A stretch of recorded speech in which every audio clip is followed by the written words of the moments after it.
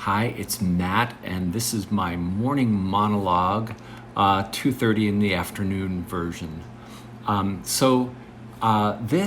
Everything in this, all the people that are mentioned in this morning monologue, this story, all these people, I have, I have compassion for, and I had compassion for. Back in the day as well. So I just wanted to say that up front. Also, there are times in my life when I'm in a situation where something happens and I don't know what to say. And then afterwards, I think of something to say. I think like, oh, that would have been really cool if I would have said that. But then there are times when, for some reason, something comes to me in the moment and I say it and it feels appropriate or funny or whatever. So this is one of those times actually where I feel like, the words came to me. All right, so here goes. I was 22 years old and I was a father. And I had been a dad for my daughter Kirsten was born in May of that year, and this I guess took place maybe a month or two right after she was born. Well, I needed to get health insurance, and I needed to earn a good living. So I found this job as a bill collector, and as part of the job, I had to go through this training, and the training was at least a week long. And the very first thing they do when I became a bill collector was they gave me a new name. They gave me a dunning name, and my name was Neil Spring. All right, and then they call you that name. They never call you your real name. Like from that point on, no one there calls you your real name. You're always just, I was Neil Spring. So I go through this training, and the training basically it talks about like the collection laws. I didn't work there that long. I think maybe tops I worked there like 4 or 5 months, something like that. But probably not that long, probably just a few months. But anyway, so they teach you all the laws and things like that. So you're definitely not not violating any laws or whatever. But then they also teach you these like ways to get people to the phone, and it's kind of horrible, but it's actually really horrible. And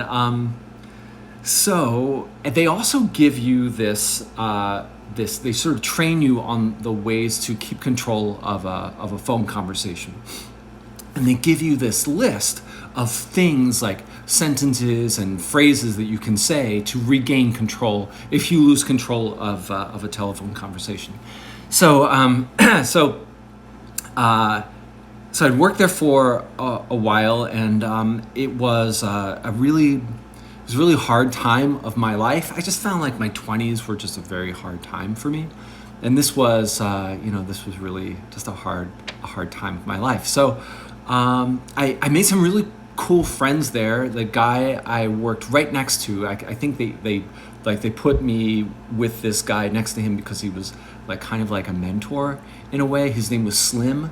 That's what I called him, and that's what people called him. And he was a Vietnam vet. And the thing that I remember, he was so cool and so nice. And I think I did like a stand-up comedy gig. I'm pretty sure I did like a stand-up gig around that time, and he came to it. So just to show you how cool he was. And but he used to cut the bottom of his cigarettes, cut the cools, the bottom of his cool pack, and he would take his cigarettes out that way because he was saying that in Vietnam, that's the way he needed to get his cigarettes out, because he didn't want to touch the filtered tip with his muddy hands and stuff.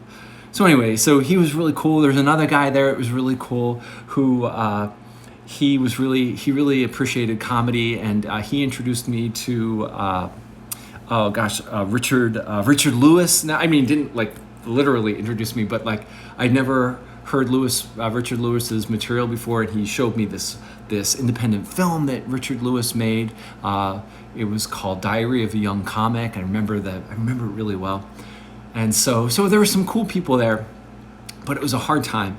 And so it got to the point where, like, I don't know if this all happened on the last day that I worked there, but what happened was I was calling this woman because she owed, like, all of my accounts were really small, and just a few $100s tops.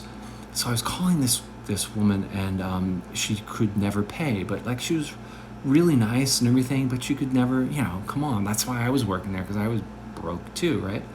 So but she could never pay, and I was like, oh, okay, cool, whatever. And I would, like, sort of notate that, and I had, like, my little Sally Time Life operator, like, headset and everything. And so one day I called her, and she said that she could pay the whole bill.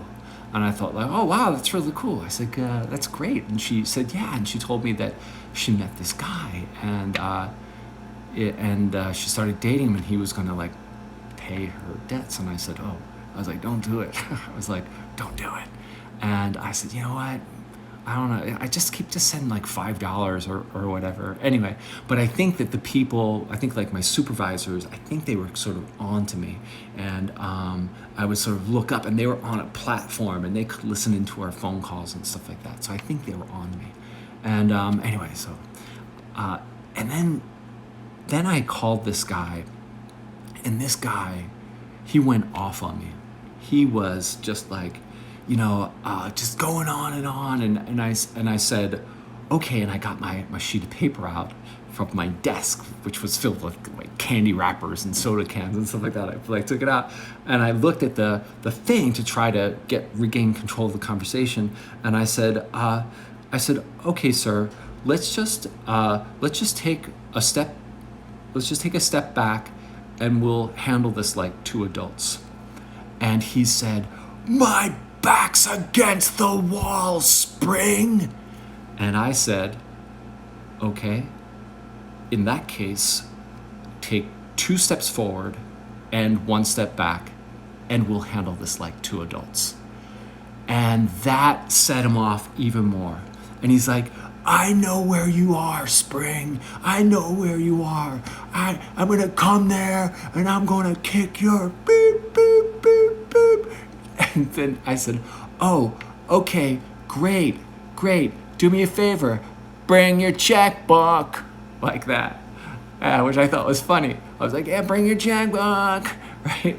So then the phone call ends, and my supervisors want to talk to me in the office.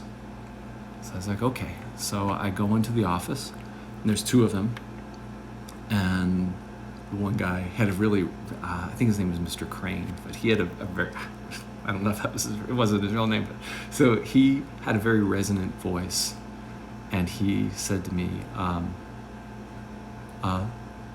do you like your job, Spring? And I said, is that a trick question?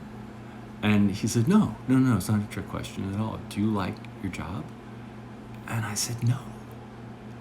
I said, do you like your job? Does anyone like this job? No, of course I don't. I hate this job. And he said, well, why are you here? And I said, because I need to be here. I need the health insurance. I need money and everything. And he said, all right, well, what do you want to do? And I said, I want to leave. And he said, well, why don't you? And I said, maybe I will. And he said, okay. And it was just sort of like the stalemate. And then I got up, and I thanked them, and I walked out. I said goodbye to Slim, I think. And then I just walked out and walked to my car, which was a 1981 Chevy Chevette. Door was all bashed in, had no starter, right? There was no starter, couldn't turn the key to start the car. So I just put it in neutral like I did, and put my shoulder up against the door of the car, and I pushed it till it got a good roll, then I would jump in, and then I would throw it into first gear and pop start it, and I would go on my way.